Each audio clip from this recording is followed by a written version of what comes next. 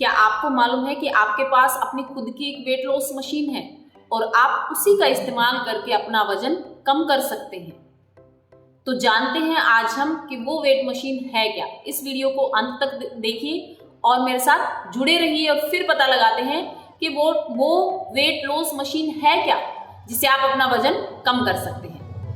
तो hello and नमस्ते, मेरा नाम है उषा लाठर, मैं हूँ एक वेलनेस और फिटनेस कोच। तो चलो जानते हैं कि वो मशीन आपके पास कौन सी है जिसकी मदद से आप अपना वजन घर बैठे बैठे ही कम कर सकते हैं। कि आप अपने आप से यानी कि अपने शरीर की मदद से ही आप अपना वजन कैसे कम कर सकते हैं। इसके लिए आपको सिर्फ क्या करना होता है, थोड़ी सी अपने शरीर की साइंस को समझना होता है।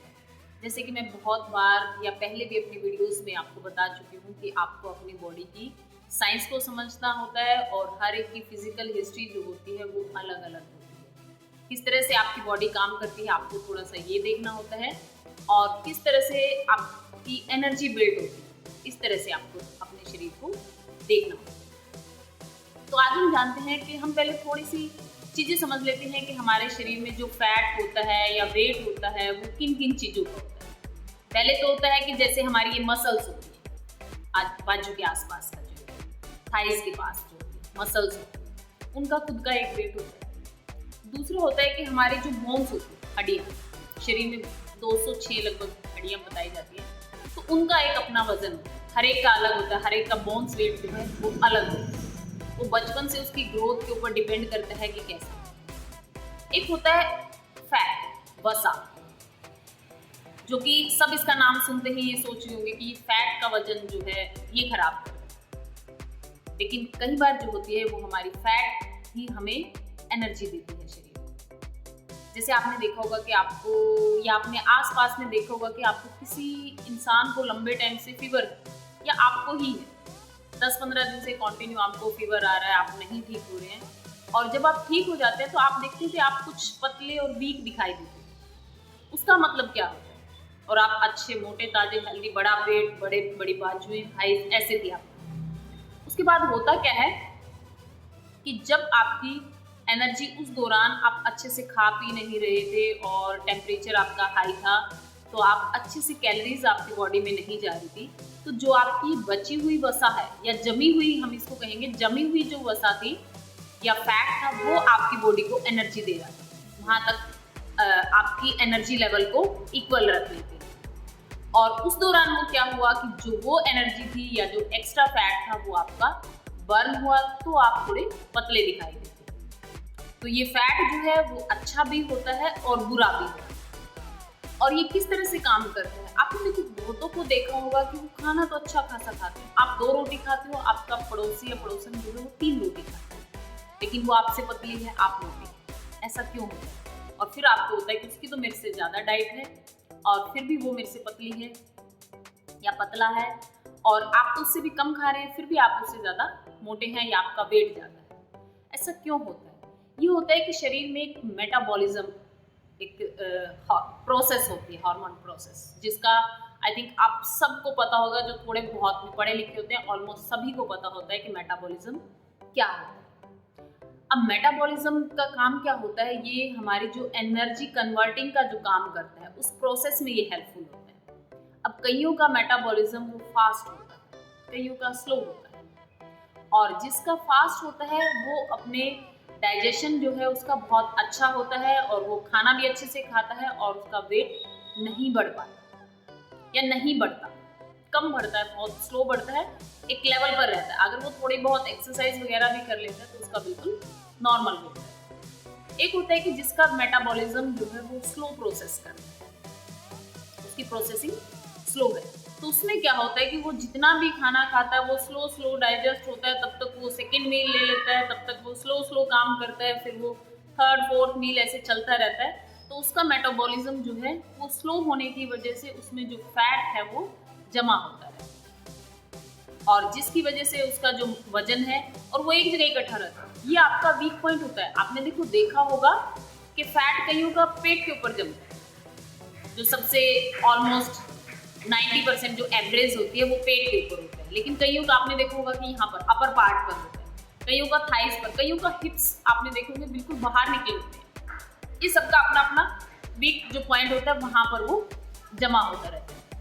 तो इसमें हम क्या देखते हैं कि जब जिसका मेटाबॉलिज्म स्लो होता है उसका डाइजेशन भी स्लो होता है और उसके जो है उसमें फैट जो है वो जल्दी जल्दी जमना शुरू होता है और जमते जमते फिर वो वेट जो है आपका गेन करता है।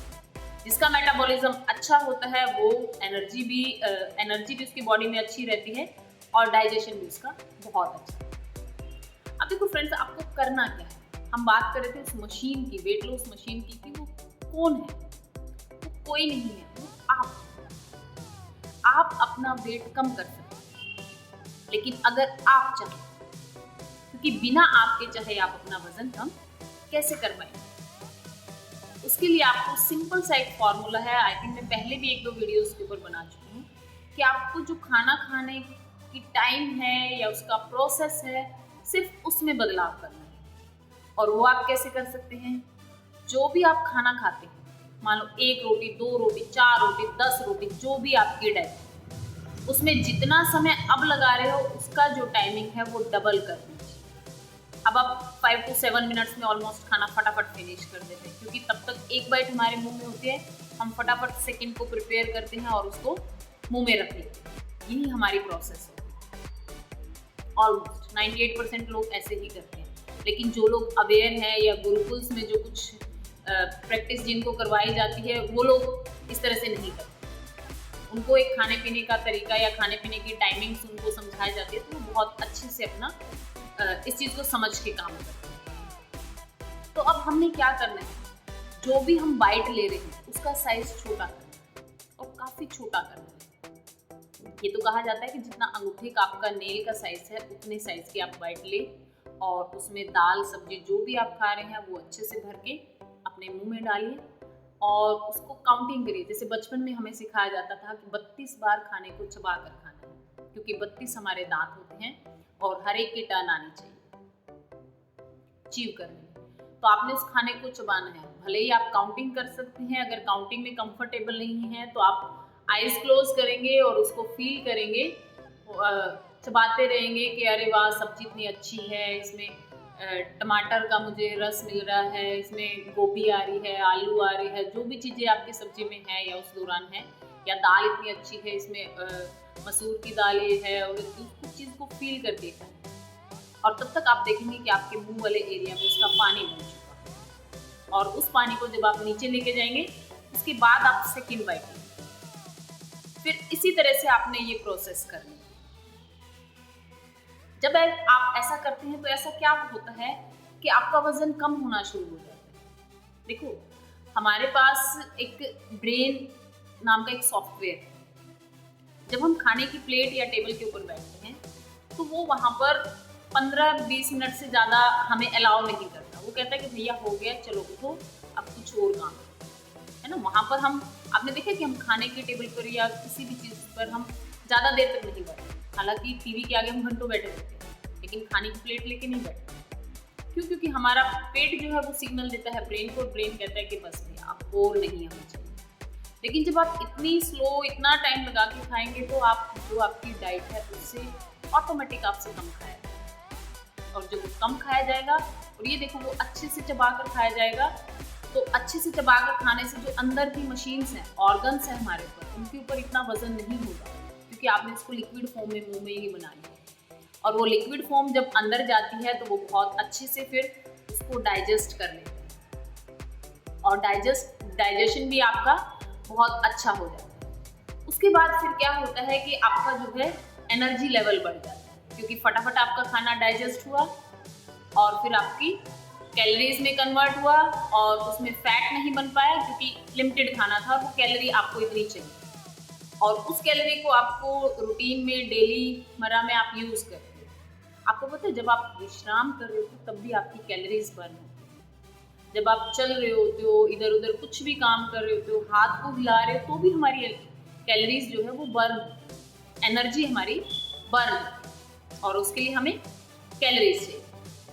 तो इस तरह से जब हम अपने खाने का जो टाइमिंग है वो बढ़ा देंगे और खाने की बाइट्स जो है वो छोटी कर देंगे और उसको चबाने का जो प्रोसेस है वो लगभग मुझे लगता है 2 से 3 गुना हमें करना पड़ेगा। क्योंकि आजकल जो मैं देखती हूँ या ऑब्जर्व करती हूँ अपनी फैमिली में भी, तो हम बहुत स्पीड से खाना खाते हैं, फटाफट 8-10 टाइम हम अचीव कर पाते हैं और फिर हम उसको निगल लेते हैं।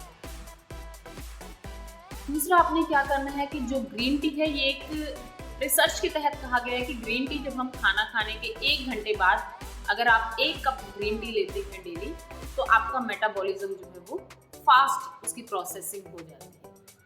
तो मैं चाहूँगी कि अगर आप लोग ग्रीन टी लेते हैं या लेने में इंटरेस्टेड हैं या आपको उसका टेस्ट अच्छा लगता है, तो आपको वो अपने खाने के 1 घंटे बाद जरूर लेनी चाहिए।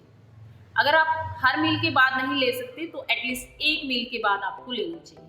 दोपहर में आप ले सकते हैं, जो कि सबसे अच्छा टाइम होता है। फिर आप क्या कर रहे हैं कि जब भी आप अपने खाने को स्लो करते हैं, खाने के टाइमिंग को बढ़ा देते हैं और खाने की जो प्रोसेस है उसको एक लंबी प्रोसेस में कन्वर्ट करते हैं, तो आपका जो है वो सिग्नल मिल जाता है आपके ब्रेन को, और ब्रेन सिग्नल देता है आपके पेट को कि मुझे और नहीं चाहिए, बस मेरा हो गया। और कम से कम आधा घंटे से पहले अपनी टेबल को नहीं छोड़ना, उस खाने के आसपास ही रहना। फिर देखिए कि आपका वेट कैसे कम होता है। और आपको मेरी वीडियो कैसी लगी मुझे कमेंट में बताइए, और मेरे चैनल को लाइक, शेयर एंड सब्सक्राइब करिए। फिर मिलते हैं एक नई वीडियो के साथ।